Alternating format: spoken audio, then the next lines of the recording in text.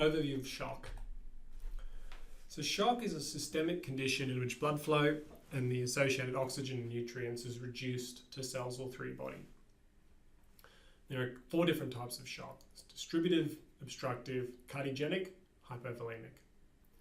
Now, shock in the public setting refers to psychological shock. So if someone's been in a car crash, bystanders may call 000 and say, this person's been in a car crash and they're in shock.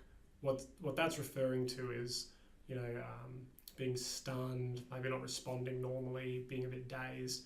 It implies no physical insult, which is what physiological shock is about, and that's what the medical term relates to. So in shock, you need to understand just 3 things. The pump, which is your heart, the pipes, which is your arteries, and then the blood, which is inside the pipes. It's always a problem with one of those things. So in distributive shock, not a huge focus of trauma, but in distributive shock, the pipes get bigger.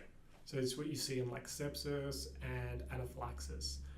So the pumps still working fine, you got the same amount of blood in the pipes, but because the internal diameter of those pipes has increased, the overall pressure within the system drops. And they go into distributive shock.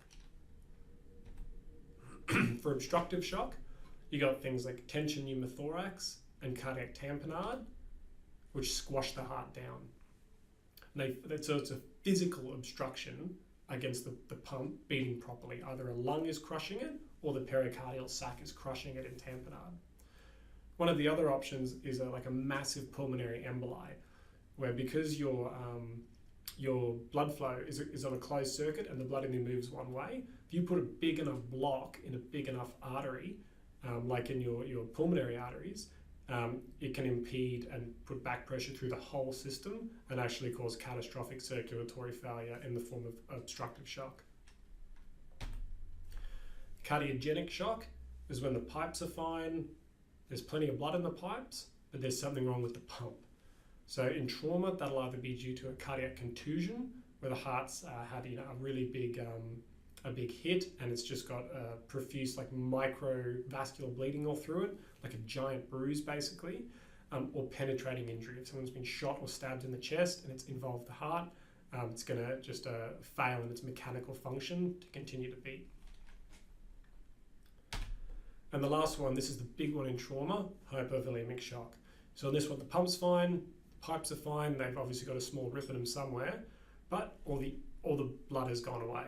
So even though the pipes are still there, they're now empty.